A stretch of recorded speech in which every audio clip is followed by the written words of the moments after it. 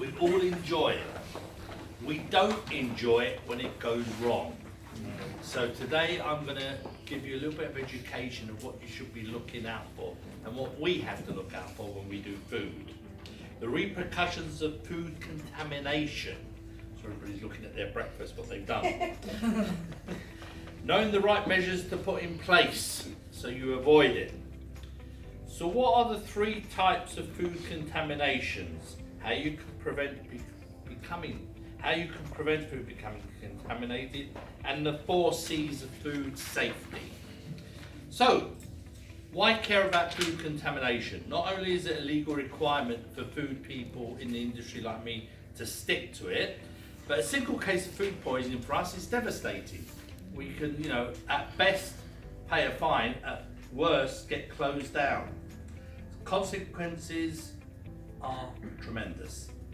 Therefore, staying on top of food hygiene within your business becomes very, very important. Every food business has certain responsibilities which have been outlined by government. Ensure that food is safe to eat and the quality of food is as it's described. Not produce any misleading labelling, advertising or marketing. We've all heard of recent cases, unfortunately, where people have died because of nut allergies and things like that. Record where food has been supplied from, withdraw any unsafe food stuff and complete the necessary incident report, etc., etc. You must ensure that food is safe to eat and the quality of food is as described. Not produce any misleading labelling. That's very important. And I keep on about that. How many times have you gone into shops, it just said cheese sandwich?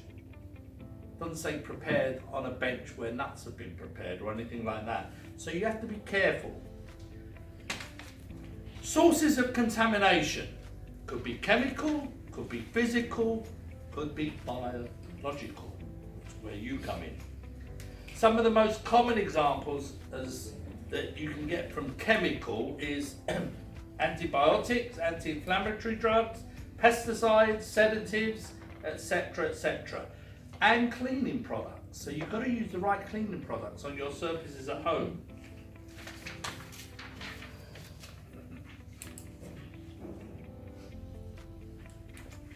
Acrylamide, I can just about pronounce it. Acrylamide has become a hot topic in the food safety world because of research suggesting it may cause cancer. Cooking starchy foods such as potatoes and grains at 120 degrees centigrade or above leads to the formation of acrylamide as certain sugars and amino acids react. So don't overcook those foods. Coffee and baby foods can also be affected. However, the jury's still out on the negative health benefits seen through the consumption of these chemicals. Many questions about this carcinogenic nature are yet to be answered. So, be careful. Read as much as you can. Be prepared. Don't keep your potatoes in the fridge. Who keeps their potatoes in the fridge? Otherwise they may undergo a process called cold sweetening, leading to increased levels of this harmful bacteria. So don't keep them in the fridge, eat them. Physical contaminations: hair, glass, metal, pests, jewellery, dirt and plasters.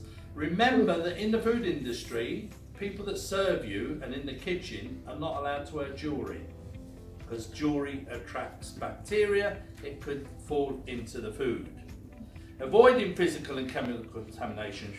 Food should be covered where practicable, whatever it is, to prevent cleaning products and foreign objects from falling into the food. Adequately control pests including insects and rodents.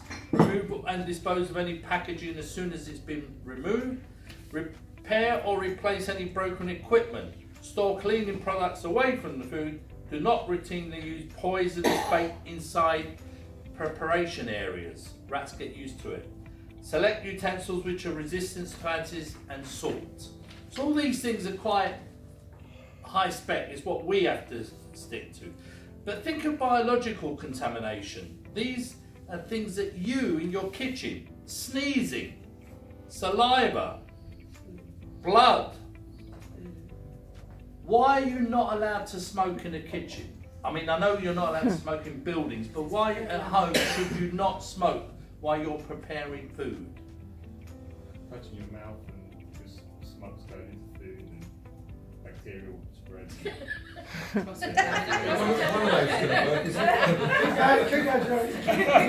The worst, good points, but the main reason is as you're handling your cigarette, your fingers are touching your saliva and then you're touching the food. Yeah? So, very good point and so on. So that's why, it's not the ash won't kill you if it falls in the food, it's the saliva from your mouth if you've got an illness. Food poisoning, under the right conditions, harmful bacteria can multiply rapidly and then continue to multiply after being consumed. Salmonella, who's heard of that? Yeah. A group of bacteria found in the gut of animals. Salmonella bacteria are present in raw meat, undercooked poultry, unpasteurised milk and some eggs. Burgers. In Enfield, the environmental health officer goes around to all the restaurants and says that you can't serve a raw or medium cooked burger in Enfield. It has to be well done. Now, who knows the reason for that? Is it because they use like ground beef and they can't guarantee that it's like all safe to eat, whereas if it's like proper... You're on the right lines. Anybody else want to add to that? Was it made with Where are the parasites? Well, the fact it's not cooked. Yeah, but where are the parasites? In the plate. In the air. No. Well, if you get if you get a piece of meat, piece of poultry, most of the bacteria is on the outside because that's where it's with air. So in other words, that's where bacteria grows. When you get a fillet steak and it's got bacteria on the outside, you just take a slice, put it underneath your grill it, and it's killed bacteria in most cases. Burgers is because you get a lump of meat and you ground it all up so the bacterial part of the meat goes inside. So it's not on the outside now. So if you only cook a burger halfway through, you're still likely to have the food poisoning inside. Yeah? Listeria. What can you tell us about listeria, Lisa? It's spelled like Legionellas. Yeah. E. coli, you often hear about this on news with old people's home. If you get E. coli, you need to avoid it because it could affect your kidneys, kidney failures. So these are all the things we learn about. And most of it, believe it or not, comes from beef, uncooked beef. Now beef and lamb you can eat undercooked, but under certain conditions you get steak tartare as well. So, the 4 C's that you should be careful of in your own kitchen. Cleaning, make sure you clean everything. Cooking properly. Chilling, and be aware of cross-contamination. How many times, I mean, we in the industry, the only thing we use tea towels for is for taking things out of the ovens. Because you get a tea towel, you wipe the top, and then you do something else, and you wipe your hands, and then you clean the top. Everything's cross-contamination. We use paper disposables. So, things you need to be careful of. Wash your hands before handling food and after handling food. Make sure workshops, utensils, chopping boards are all cleaned. I don't have to tell you about coloured chopping boards, I'm sure you know about that. Rinsing unwashed salads, fruit and vegetables in drinkable cold water. Not in the sinks where you've just washed the chicken. Yeah? You shouldn't wash chickens or turkeys, by the way. Wash yourself with hot soapy water, then rinse with clean water. Cooking.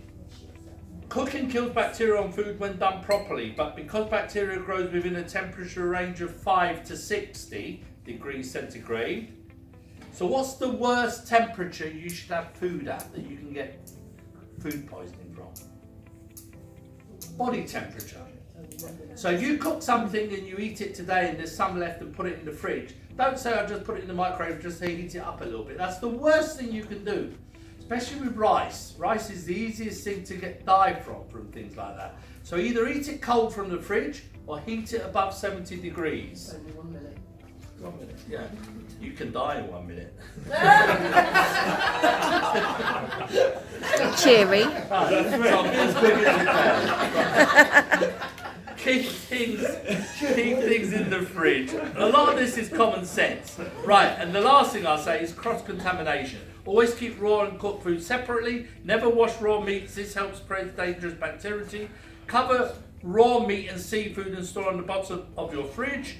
Wash utensils properly. After every use, anything that has become in contact with food should be cleaned. Hands need to be correctly washed before, during, and after going to the toilet. Yeah? Yeah. Yes, definitely. Right. And the last thing I'll say is the most serious thing. It's a bee in my bonnet. It's called Bacillus cereus. That's the food poisoning you get from rice. When you're going to an Eastern Indian or Chinese restaurant, make sure the rice is either cold or piping hot, not room temperature. Okay. That's it. That's I don't think there's any